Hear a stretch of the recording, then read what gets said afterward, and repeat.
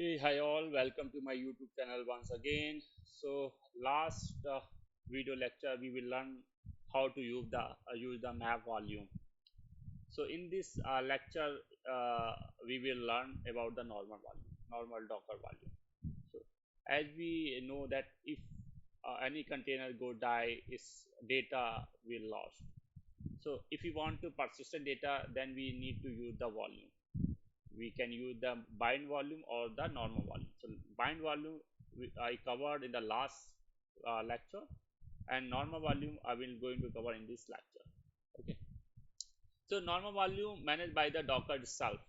Okay, so firstly we need to create the volume.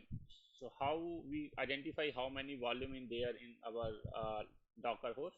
The command will be the Docker volume ls. So these two volume is there in our Docker host. These two volume are the anonymous volume. Okay, we will learn about the anonymous volume in the further lecture. So these two volume are the anonymous volume. Okay, so now I'm going to create the new volume. The command will be the docker volume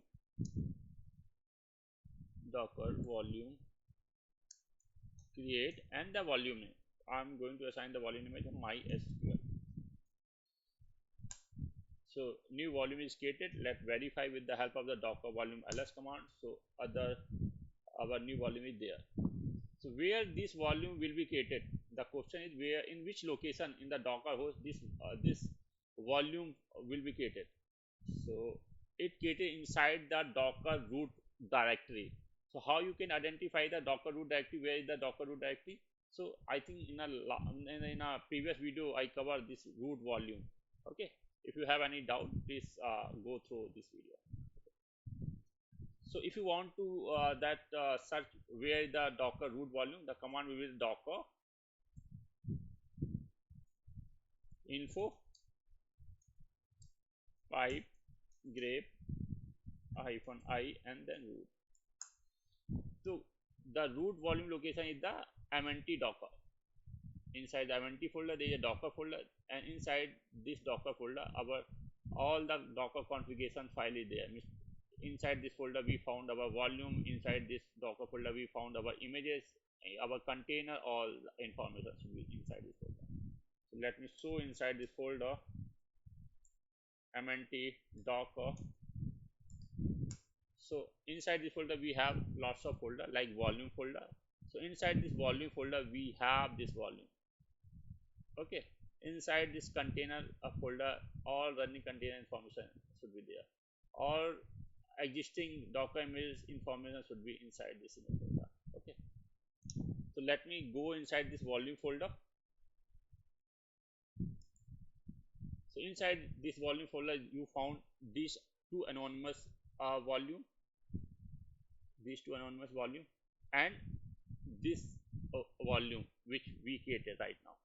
Okay, so inside the root directory, docker root directory, you found the volume folder. Inside the volume folder you have that volume you created volume information folder there.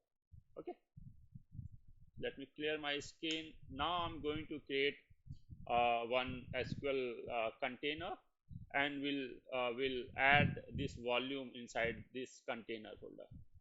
Okay, fine. So let me create. So before going to this, I also cover in the my last video. So where we mount that volume inside the container. So this is the Docker hub site. If you found here the MySQL image, I already covered this thing in my last video. So here if you search the volume, you found the exact location. This is the exact location inside the container. So your volume should be mount inside this location for the container or inside the container. Okay, so let me create the Docker container. So firstly I'm going to show how my container is there in my Docker host. So docker ls docker ps. So there is no running container is there. So So I'm going to create new SQL container. So command will be the docker run hyphen d means detach mode, hyphen v means volume. Okay, volume. Then what is your volume name? So I created the volume name with the help of MySQL name. Then colon where you where you want to mount this volume, MySQL volume, inside the Docker container. So this is the location. So I paste here this location, and then hyphen e, then my SQL root password is equal to 123456, then hyphen hyphen name, and name is that MySQL volume. Volume container name will be the MySQL volume, and then Docker image name. So I'm using the MySQL 5.7. Okay, so this is the command. So we add hyphen v parameter for bind volume or the using the simple volume. We have the same command here. We use that MySQL that volume name which we created, and this is the location inside the container where we going to bind this volume. Okay. So let me show you the container. So container up and running. Okay, now I'm going to create a new database inside this container, and after that we will going to delete this container, and we'll going to create new container, and we found that our database name should be there. We attach the same volume inside the new container. Okay, so docker ps, I'm going to connect this container with the help of docker